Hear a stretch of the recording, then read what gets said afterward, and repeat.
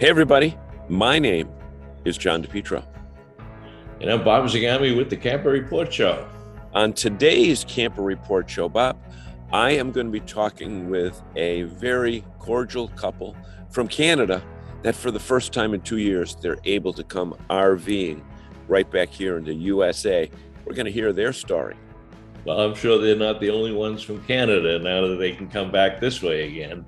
I've got a good friend, Curt Hemmeler, president of the RV Technical Institute, visiting us again with a major announcement. A major announcement. A major announcement. Okay.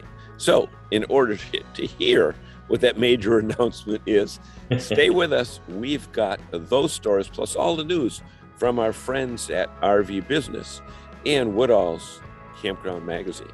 Stay with us, everybody, because this is the one and only The Camper Report Show.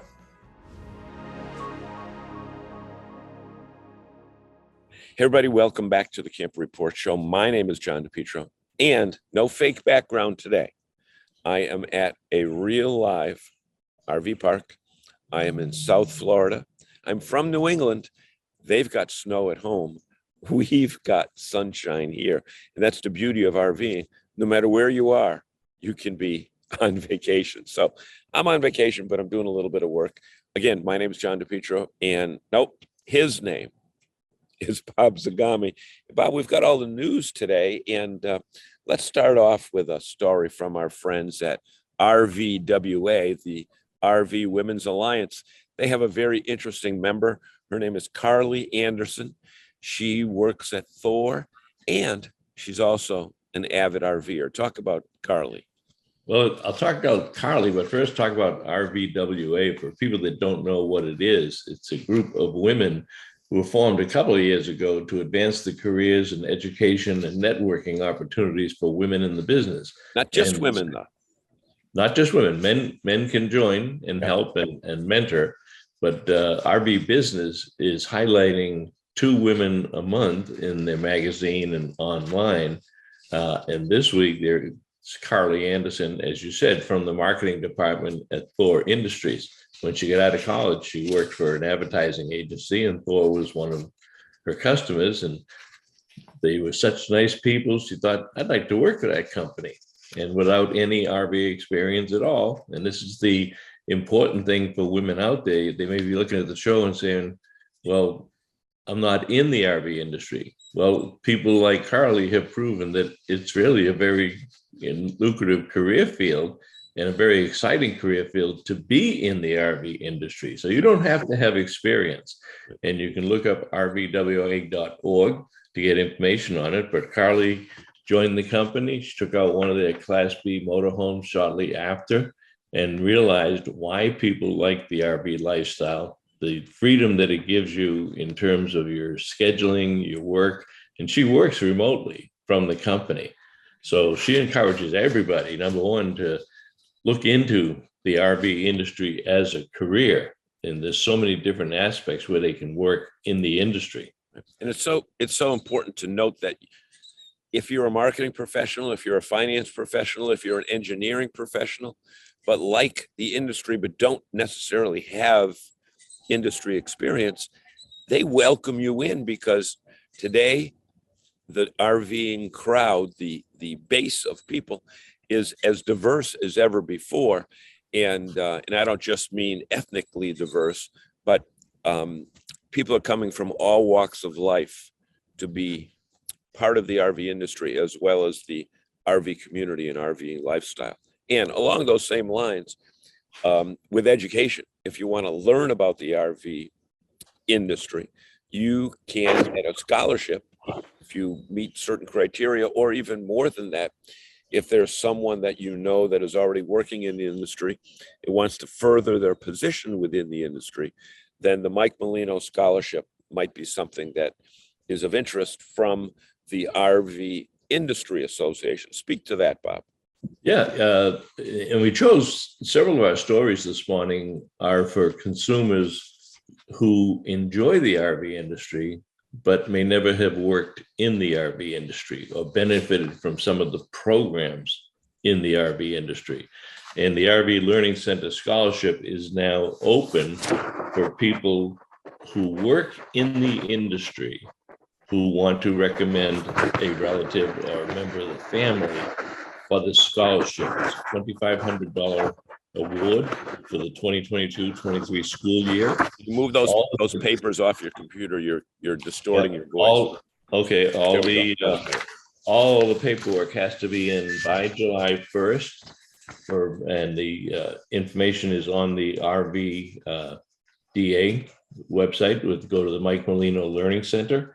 It's very important, and especially for those consumers, keep in mind, if you work with a dealer or a service center or a parts and accessory store, and they've got members of the family who are working in the business, mention the scholarship to them.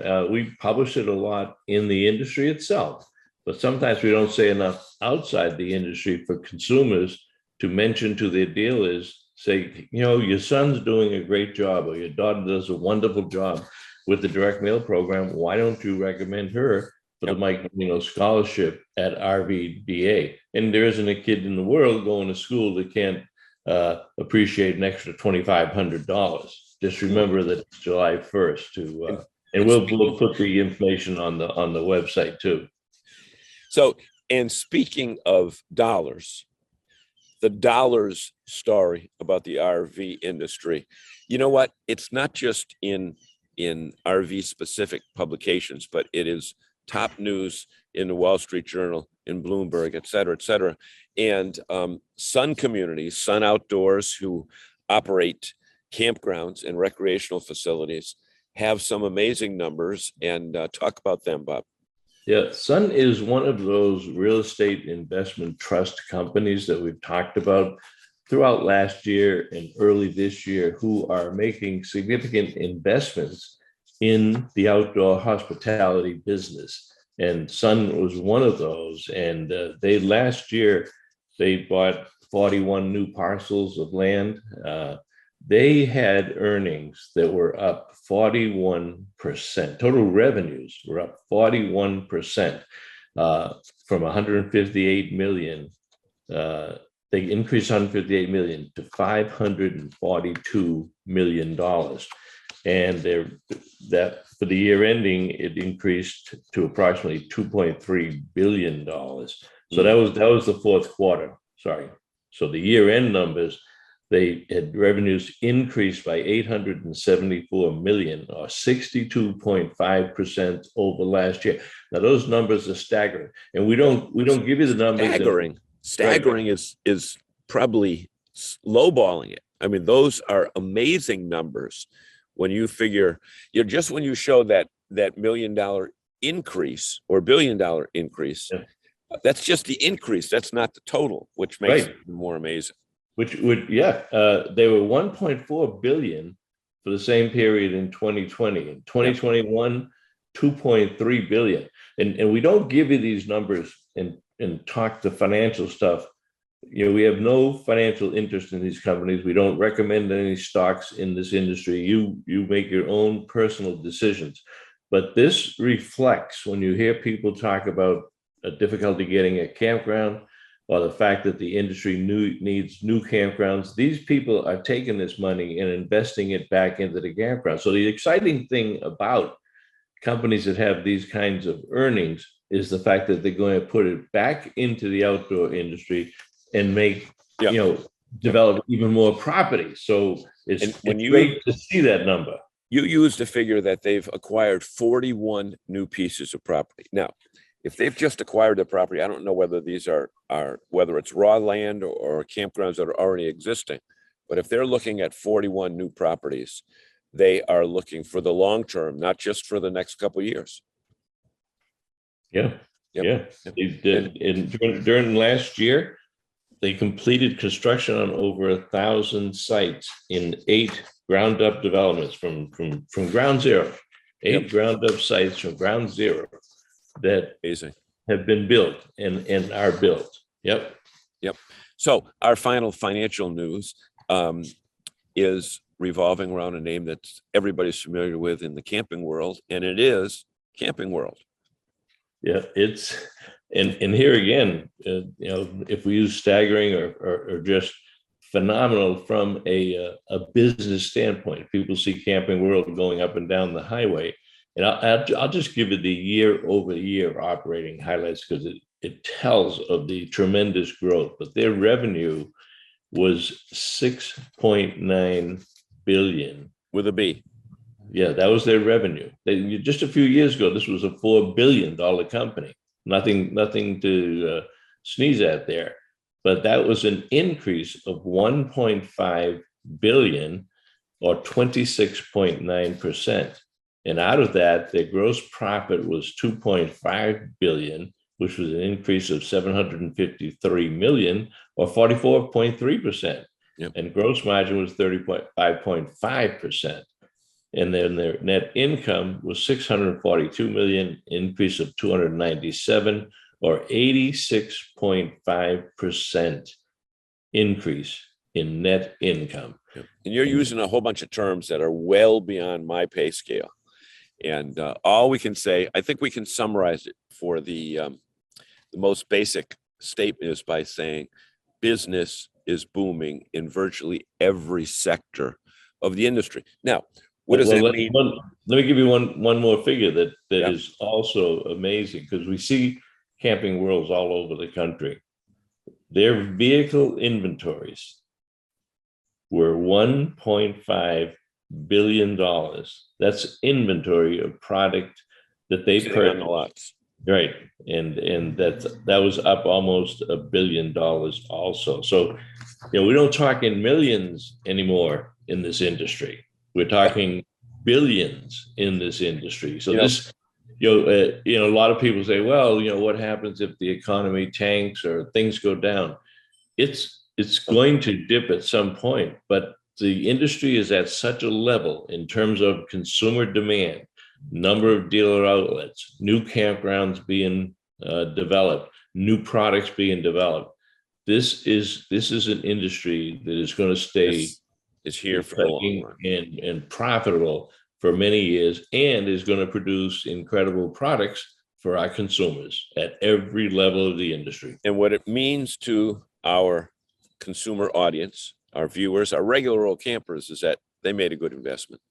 And the best thing is they can do all the camping they want, use up their unit. It's still going to have, again, we're not financial advisors by any means, but the fun that you get out of RVing, you can't put a dollar figure on anyway. So with that being said, we're going to move on out of here because we've got two great stories ready to come up. We want to thank our friends at RV Business and Woodall's Campground Magazine. And Bob, as we segue out of here, what are our friends watching? The Camper Report Show. Be right back, everybody. Mike here from RV Blogger. Don't waste hundreds of dollars on an external GPS for your RV. All you need to do is download the RV Life app right onto your phone. This app is so cool. It has RV GPS built right into it. So you can load all the specific measurements and weights for your RV. It'll give you directions safe for your RV to follow. And by the way, if you have RV Trip Wizard, directions for your trips upload into this GPS automatically. All right, everybody, welcome back to the Camper Report Show, and glad to have our guest once again, Curt Hemmeler, president of RVTI and senior VP over at RVIA. Curt, I wanted to get you back on the show because you've made some major changes over the last year. One of the most significant is a subscription service. But before you jump into that, tell us what's up at RVTI. Sure. Well, thank you, Bob. I appreciate having me on your show here. We have been as busy as ever, if not even more, as the interest in service obviously falling off of the robust sales that we've been having. Services right there with it, and obviously with the industry identifying service as primary focus now and in the future, we've been very busy. We are now positioned very well to begin to deliver the product that we've been working on for the last couple of years. And thanks to a recent approval of the RVIA board, the RVDA board, Go RVing, they agreed to subsidize some of the costs so that RVTI can really remove cost as an obstacle for folks in getting trained here this year and in the future. So as a result of that, we introduced a subscription pricing right after following RVDA in November, and it has been met by tremendous interest here at the first part of the year. It's good timing, because one of the things that's getting a lot of attention right now in the marketplace is the consumer's responsibility to take a little bit more responsibility on the repair and certainly the preventive maintenance on the rigs. We know that there's still a shortage of technicians that you're working on, and we know it's difficult to get appointments. But from our standpoint, we see a trend where consumers are sincerely interested in picking up some of this responsibility. Did that drive the equation, or is that going to be a result of what you're doing? No, I think you're exactly right, Bob, that, I've been in the industry now just a little over 3 years. As you know, I came from the education space originally. And what I've heard from many of the veterans of this industry is we've always, in fact, I think I just heard Debbie say it on your show a week ago, that as long as she's been in the industry, we've always been short on techs. And I think, the pandemic did nothing but increase that situation. But I think we have to look at it to eat this elephant in a lot of different ways. And one of them is obviously the consumer, and educating the consumer to help alleviate some of the backlog that may show up at a dealership service or a mobile tech service.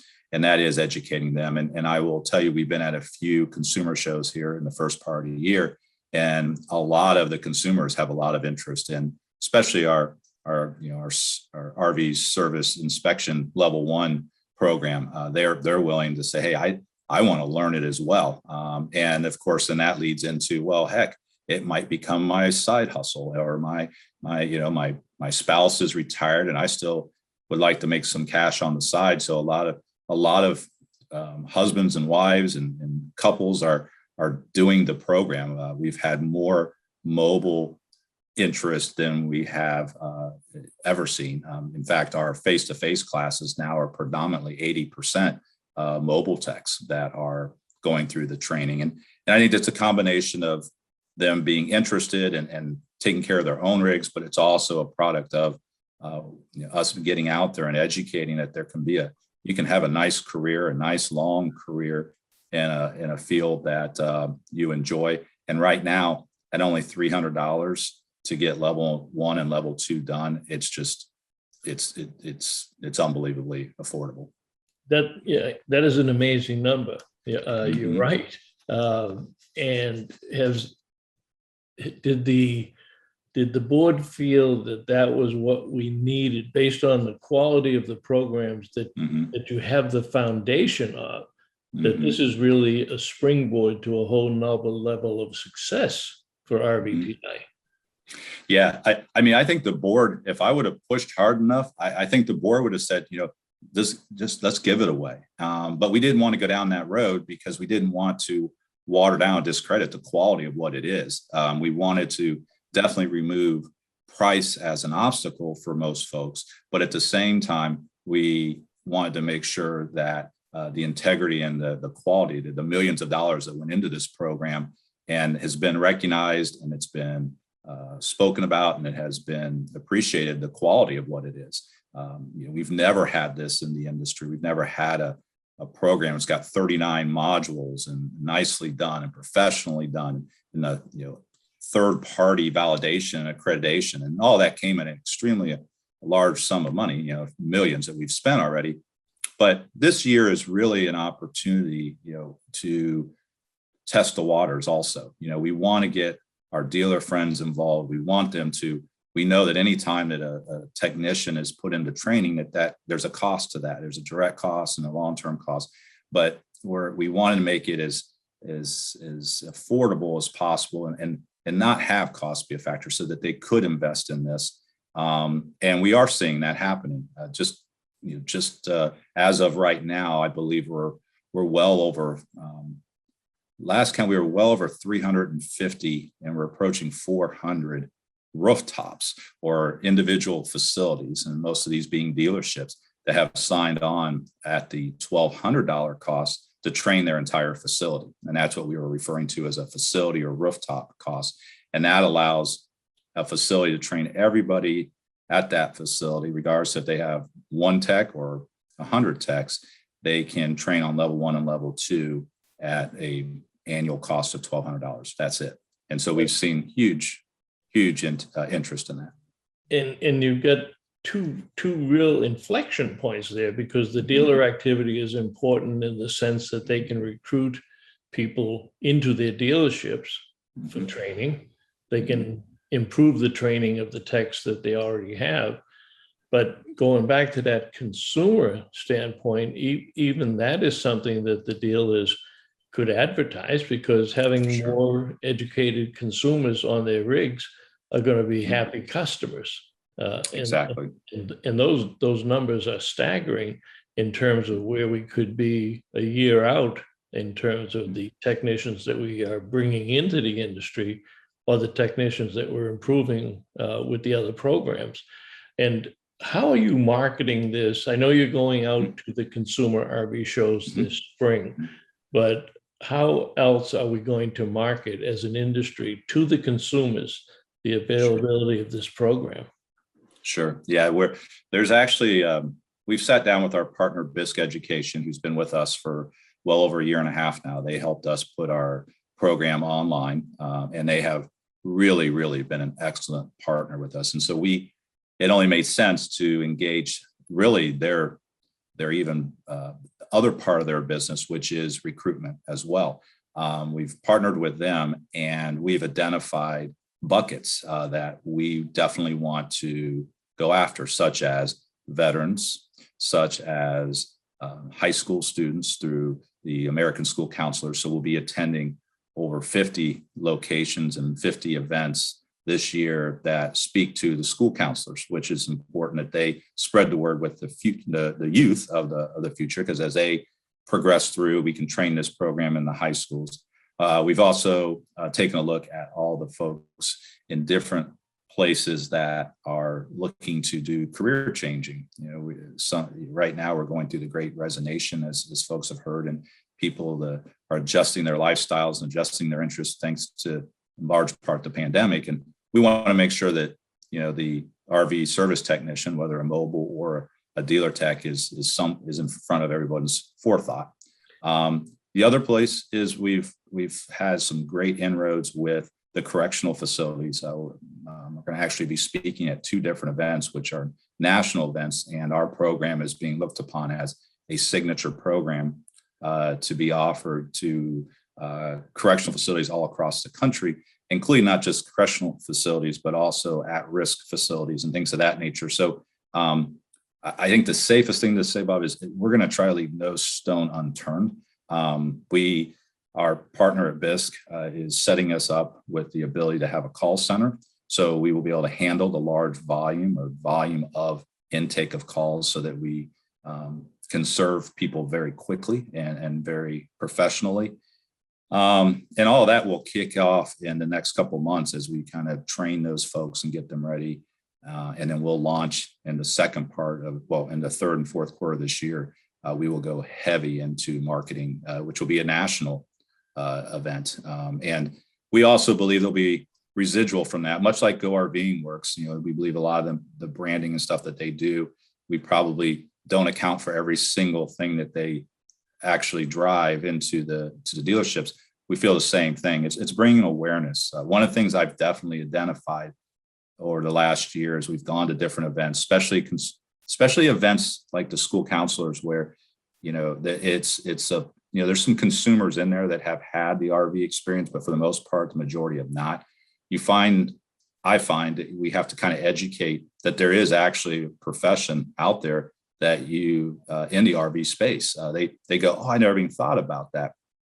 And so, educating the general public, getting us as just even a consideration when there's HVAC techs and there's electricians and plumbers and all that, truck drivers are all in great need too. We just need to make sure that the career path of a service technician is in that conversation. I think the timing is phenomenal for all of this, because as you said, the the era of the resignation is bringing such attention to people and where they work and how they work. And, people like Mike Rowe, promoting the trade. People are rethinking trades, they're rethinking college, they're rethinking their careers.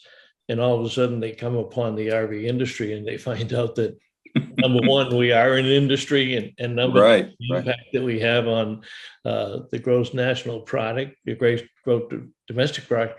And then they find out that the lifestyle is exploding, and then they find out all these career opportunities. So you are in the right place at the right time, and thank you for what you've done. Our guest this morning has been Curt Hemmeler, president of RVTI, the RV Technical Institute in Elkhart, Indiana.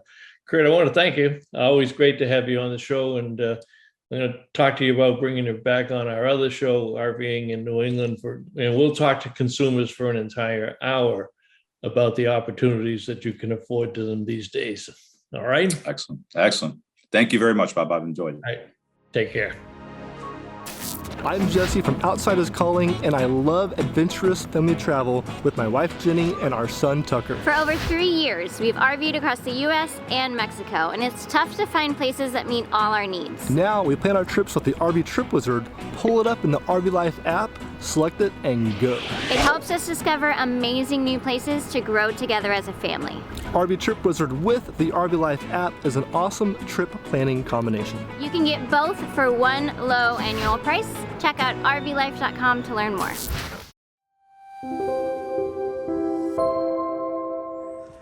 Hey everybody, welcome back to the Camp Report Show. We've been saying here for months, if not years, that Canadians and Americans get along great on the campground, and we are in sunny Florida. We have a couple of friends. We have Bob and Pat. Bob, raise your hand. Oh, that's Bob. Pat, raise your hand. Oh, and we got them right.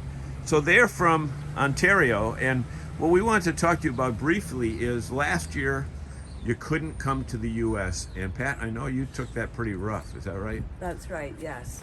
We've been coming down south since our son was 15, and it was devastating actually for not to be able to come down south, yes. Yeah. And Bob, how'd you deal with it? Or how did they tell you couldn't come? How'd they tell you in Canada? We weren't allowed to cross the border because of the COVID thing. Okay. Just weren't allowed. And I suffered more because she suffered, and then she made me suffer.